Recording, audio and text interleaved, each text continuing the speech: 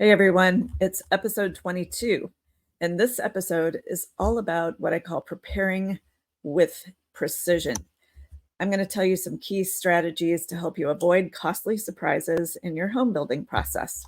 So, this week, as I mentioned, it's all about preparing, and the things I'm talking about today happen quite a bit in the preparation phase of your project. So, this video is all about setting you up for success in that area. I'm going to reveal the secrets to finding the monsters in your closet so that you can eliminate surprises. And you know what? I hear a lot of really anxious dialogue around this phase of the project, and I can empathize because I've been there and done that. And trust me, I've gone into far darker places than what I'm going to share with you. But listen to this list and tell me if you think it sounds familiar at all. Here we go. I'm drowning in terminology that I barely understand. It's like listening to another language. Or every decision feels like it could be a massive financial mistake. Or maybe you're thinking, am I supposed to budget for these assessments? But what if I run out of money before I even break ground? Or perhaps you've thought about this. Each of these steps seems to add weeks to my timeline. How long is this actually going to take? And could I maybe just skip this whole part of the process and jump ahead and save some time? Don't do that, by the way. Anyway, here's another one. It feels like I'm making these huge decisions in a vacuum. Am I the only one struggling with this? I can promise you, you're not, and I feel your pain. And I think the best place to start is to just give you the 5 main categories for you to really dig into. And you may have done some of this as part of your due diligence process when you were actually looking at your lot and were in escrow on your project. But what I'm talking about here today is the next level due diligence. So let me lay it out for you. Here are the 5 key areas. Grab your pen and paper, take some notes. I'll go slow as I list them so you can write it down. So let's start with the 5, and then I'll dig in deep on all of them. Number 1 is your site analysis and survey. Number 2, soils testing. Number 3 is a category that I call other preliminary assessments of your site or your existing structure. Number 4, planning department assessment meetings. And number 5, HOA exploratory meetings. One key to getting prepared for your project is to find those unforeseen challenges of your project before you start designing and building. You need to know what you're dealing with. That's the bottom line. So let's go through these one by one. On the site analysis and survey, what happens during this phase? Well, really simply, you're going to hire some experts like a surveyor, a land planner, and sometimes a civil engineer to evaluate your land's topography, the boundaries, and potential for flooding, accessibility issues, lack of water, things like that. Why is this important? Well, imagine realizing well into your design process that your dream home requires some kind of foundation upgrade costing hundreds of thousands because of unforeseen land slope issues. Or worse, maybe you discover post-purchase that your property is partially on a floodplain, which will skyrocket your insurance costs and put you at future risk. I've had so many direct experiences with issues like this, and I'm going to share a real-life story. This was on a parcel of land that we bought in Wyoming. It was beautiful. It was on the Snake River. We instantly fell in love with the land, and we got emotionally involved. And this property had a half mile of Snake River frontage. It was beautiful, and my husband was dreaming of endless fly fishing off the back porch of the property. It was also really easily accessible from the freeway, so besides just living and retiring there, we were looking at doing a small RV resort where we could earn some money for retirement. It was the perfect setup. So we got pretty far down the path on our planning. We hired the architect. We laid out how the resort was going to work. We were spending money. And we were even bidding out costs on this resort. We were running pro forma on the revenues. We were putting money in our mental bank account and figuring out where the house would go. But the bottom line is we put the cart before the horse. We needed to do a complete site analysis and survey first. And, Wyoming has some pretty oblique title recording processes because we soon found out that there was a public utility easement running through the property that was going to cost way too much for us to try to undo. It was just too risky. And that river frontage, well, turned out it was in a major floodplain, and that left half the property unusable. So we had to sell it and eat our costs. We didn't have to, but that was our decision. So I don't want something like this to happen to you, because it's a lot of time and emotional energy invested when you get that far down the road in your project. So here are a few key questions that you can dig into. What are the topographic challenges of my property? Are there any accessibility, easement, or title issues that I should be aware of that I didn't find during my initial due diligence? Could flooding or lack of water be a concern on my land? There's a lot more, but this is going to get you headed in the right direction. Okay, let's move on to the second one, soils testing. Here's what happens. You're going to hire a geologist to assess your property. And by the way, this is advisable even on remodels. And what they're going to do is they're going to dig a core sample or a few core samples in key areas around your property. They'll analyze those core samples to determine the stability of your soil, contamination issues, and suitability for building. Why is this important? Well, unstable soil not only threatens the structural integrity of your home, but it can also lead to massive budget overruns for ground improvement. Contaminated soil could halt your project indefinitely, leaving you with a really costly cleanup bill. And here's something that we experienced directly in this area. This is just one story out of many. And this one is recent, so it's still painful. I'm rubbing the raw wounds by talking about this. But we bought a downslope lot in an HOA in Utah. And I have been sharing some of this project with you in the group, so you may have seen some of our building going on.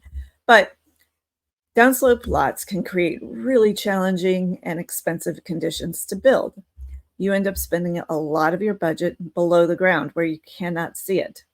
And that's not ideal, because you want most of your budget going to things that everyone can see, like the finishes and the furnishings and the actual design and layout of the house. But you know what? Maybe we got a little cocky. We're in West LA.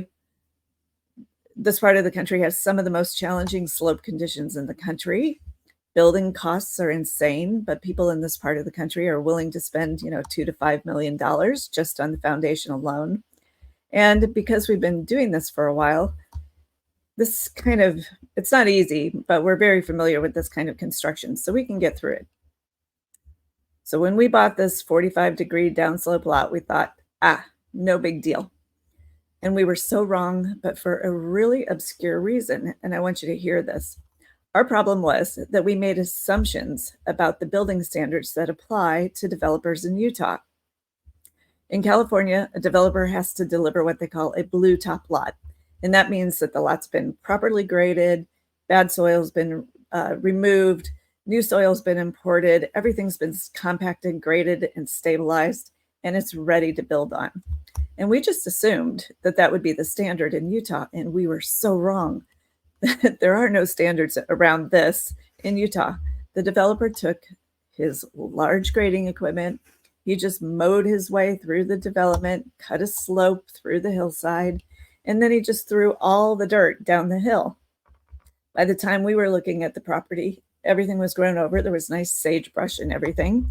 But basically, he left us and all the other homeowners with a total mess. So when it came down to it, we did drill a few core samples, but we didn't do enough. So we ended up having to over excavate our site by 9 feet. That's a huge amount. We had to go 9 feet further down into the ground on grading than we expected. We had to export hundreds of truckloads of dirt, bring in new dirt, change the entire foundation plan of our home. And I'm not even sure what it cost us in the end. My husband won't talk about it. It's left deep scars, might require a few years of therapy until he's okay talking about it. But I digress.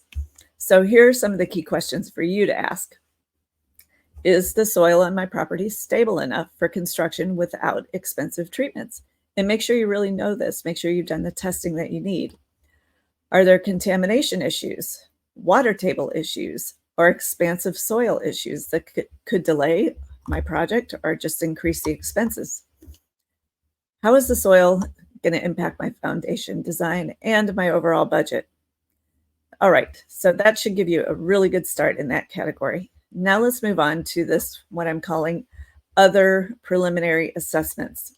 And this is very geographically driven. It's also specific to your lot and to your area. What happens during this phase? Well, this could include environmental impact assessments, checking for existing utilities, evaluating an existing structure and the condition of it. And why it's important? Well, skipping this step could mean overlooking something as obscure as like a rare species habitat on your property, which would keep you from building, or finding out too late that your renovation will cost you more than building a new home because of all the structural issues. I have so many sad stories in this category.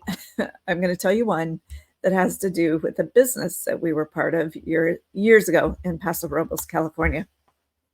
It's a beautiful part of the country, by the way. If you have a chance, get on a plane and go there. And it's a place where you would just want to find an idyllic parcel of land and retire. So we were in the wine business. We needed agricultural property to grow the business. So we needed to have actual grapevines, a tasting room, and then set aside a portion of the property, ideally for all the investors to build their own retirement homes. That was the plan. So we started looking, and we found an unbelievable ranch in the heart of the winemaking region. And we were all in again emotionally. Each of us had sort of built our dream home in our little corner of the property. In our own imaginations, we were, having visions of spending lazy sunset afternoons on our front porches, drinking our wine. It was real in our minds, at least.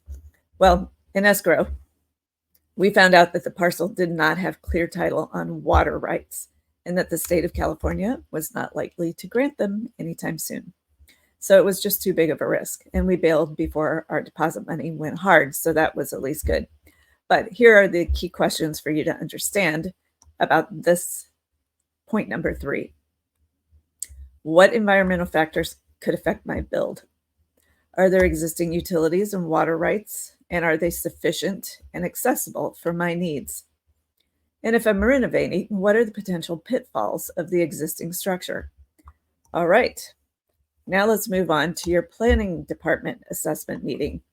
What happens? Well, you're just going to meet with your local planning department to understand zoning, permits, and any restrictions that apply to your property specifically.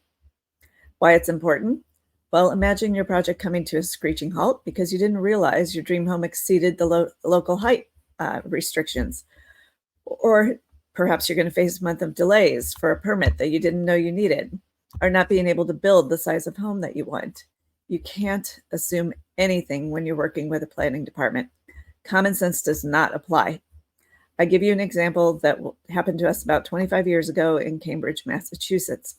At that phase of our career, we were converting apartment buildings to condominiums, and we were spending so much time in that area that we just wanted to find an old house, tear it down, and rebuild something new and beautiful. Typically, you can build bigger when you tear a structure down and start new, but not in Cambridge, not at that point in time. We found out it was actually the opposite. If you tore down a home, you could only build back about 75% of what the original structure was. And that didn't work for us. We needed space. So anyway, it was counterintuitive, but you just cannot assume anything about the building regulations in your area. And there's a lot of federal regulation going on right now. Things are changing super fast. So just get in there and make sure you understand what's happening pertaining to your specific plot of land. All right, so here are some key questions that will help you get the answers that you need from your planning and building department. Number 1, what are the zoning laws that could limit my project's scope? Number 2, are there any special permits that I need to be aware of? Number 3, how do local regulations impact my project timeline and budget? All right, so we're not done. There's one category to go, and it's the dreaded HOA. HOAs, God love them. They've been the biggest nightmare of my entire 3 decades long real estate career as a developer, builder, and homeowner, all 3 categories.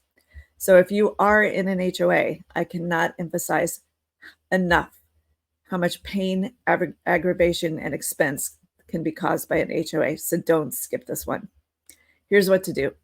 Have discussions with the homeowners association to review rules, regulations, and any project approval processes.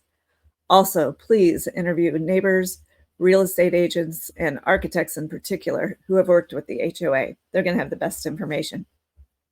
Why it's important? Well, you could find your project vetoed by the HOA after you've already invested thousands of dollars on architectural fees just because it doesn't conform to some aspect of the community aesthetics. Or you could discover that there are monthly fees and assessments that are going to significantly impact your budget. That basically comes from deferred maintenance. It happens about every 10 years in an HOA, and you just want to make sure that you're not going to be impacted by that cycle. Or you may find out that your HOA has no funds in the coffers, and that's going to mean a huge assessment for you at some point right after you buy your home. You could also find out that they don't apply the standards in your HOA unilaterally. It's like luck of the draw. There are so many potential problems with HOAs, and I'm going to share an experience that one of my clients had while I was working with her. She was in an HOA, and it probably cost her almost $1 million. It never should have happened. So she bought a beautiful builder home in an HOA in Newport Beach, California. She had an attorney working with her to manage her affairs the whole time, negotiating everything, reading the CC&Rs. And she wanted to take a 3,500 square foot home and expand to 7,000 square feet. She had a big family. She and her attorney got the approval from the HOA to do this. So she hired me to do the interior design and a local architect to create the expanded plans. And we got all the way through the HOA and city approval processes. Took about a year. During this time, we had multiple meetings with the HOA. And at the last minute, they denied approval of her plans and capped her expansion to 4,200 square feet. I cannot explain to this day how they got away with that. But the bottom line is, after all that time and money invested, we had to start over completely. So she had to pay for design and architecture twice. She lost a full year on her project, and she ended up having to buy a second home across the street so that she could accommodate her family. So I don't know how we've gotten to the point in this country where HOAs have so much power over personal property rights, but this is one of about 20 stories that I could tell you about experiences like this with HOAs. So for sure, if you're in one, dig deep. Put on your private investigator hat and be relentless. All right, here are the key questions. What are the design and construction guidelines that you need to follow? Make sure to completely read the CC&Rs, and I would even advise having an attorney read the CC&Rs and a trusted architect. How does the approval process work, and what are the potential roadblocks? Are there any fees or assessments that I should budget for? And you want to find out about the reputation and the financial standing of your HOA. You need to understand if they have any upcoming assessments that are going to impact you, and if they're in good financial standing, and if they have any pending lawsuits from homeowners against the HOA. So by now, you should see the crucial impact of each of these steps. Skipping any of them could lead to heartbreak, financial strain, or even a stalled or completely dead project. These stories that I've shared with you, they're not just cautionary tales. They're real life experiences, and I've just barely touched the surface. Every challenge, every horror story underscores the vital importance of preparation, due diligence, and having some seasoned advisors by your side as you're going through it. So these topics that we've touched on today, they're just the tip of the iceberg. So keep coming back to the group, learn more about dealing with these topics and more on your dream home build. And if you've been in the group for a while now, you probably know that what I offer here are insights, strategies, and tactics that you can put to work on your project. But if you need more help, you can try our in-depth coaching programs.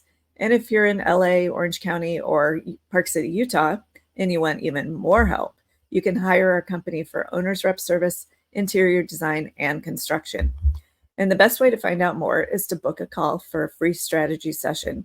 I'll leave a link in the description below. But On a higher level, let's build not just homes, but legacies together. Thank you for joining me. You know that I appreciate your time and attention in this group. And until next time, keep dreaming, keep planning, and keep building. I appreciate you being here. Leave comments and feedback below, and I'll see you in the next one.